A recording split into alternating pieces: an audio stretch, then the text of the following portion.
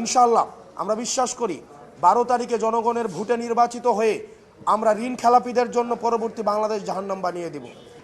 প্রতিদ্বন্দ্বী প্রার্থী হিসেবে আমি এটা দেখছি না, আমি দেখছি এটা ঋণ খেলাপি এবং ব্যাংক ডাকাতদের বিরুদ্ধে বাংলাদেশ এবং সাধারণ জনগণের একটা যুদ্ধ।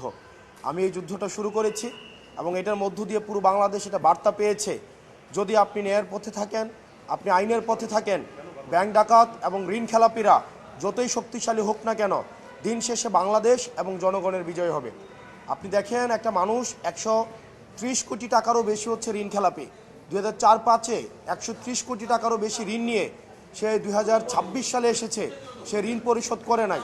সে বারবার আপনার হাইকোর্টকে ব্যবহার করে নির্বাচনী বৈতরণী পার হওয়ার চেষ্টা করে। বিষয়টি এমন না যে তার প্রথমবারই প্রার্থিতা বাতিল হয়েছে, সে একই ঘটনার কারণে সে 2008 সালেও নির্বাচন করতে পারেনি।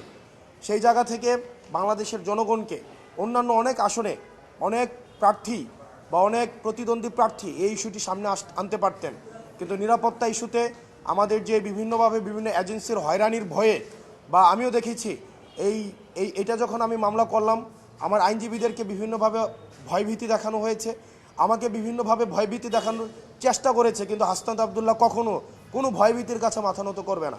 আমাদের এই যে লড়াইটা ছিল, এই লড়াইটা হচ্ছে এই ব্যাংক ডাকাতরা যারা লক্ষ লক্ষ কোটি টাকা বিদেশে পাচার করেছে, দেশের টাকা মেরে দিয়ে যারা জনগণের সেবা করতে আসে শুধুমাত্র নির্বাচনের সিজনে, তাদের কাছে আজকে একটি স্পষ্ট বার্তা গিয়েছে যে বাংলাদেশের জনগণ এখন জেগে উঠেছে, তারা সচেতন হয়েছে।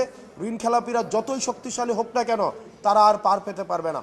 ইনশাআল্লাহ আমরা বিশ্বাস করি 12 তারিখে জনগণের ভোটে নির্বাচিত হয়ে আমরা ঋণ খেলাপিদের জন্য পরবর্তী বাংলাদেশ জাহান্নাম বানিয়ে দেব। আপনারা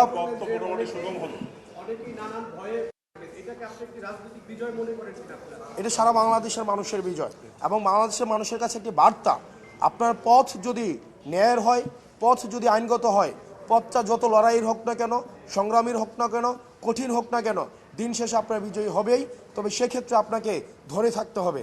আর আপনারা আমার ওই আসনে আরও 4 জন প্রার্থী রয়েছে এবং আপনি দেখেন এটা খুব সহজ একটা প্রক্রিয়া।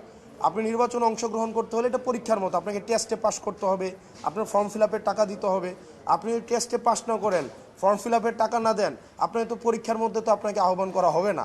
তো সেই জায়গা থেকে অনেকেই ভাবছে যে ওনাকে হয়তো এটা খুব সিম্পল হয়েছে, উনি 11 বিষয়ে ফেল করেছে, উনি হচ্ছে ফর্ম ফিল আপের টাকা দিতে পারে নাই। আমি শুধুমাত্র এই জিনিসটাই হচ্ছে নির্বাচন কমিশনকে দেখিয়ে দিয়েছি যে উনি টেস্টে ফেল করেছে, ফর্ম ফিল আপ যথাসময় করতে পারে নাই।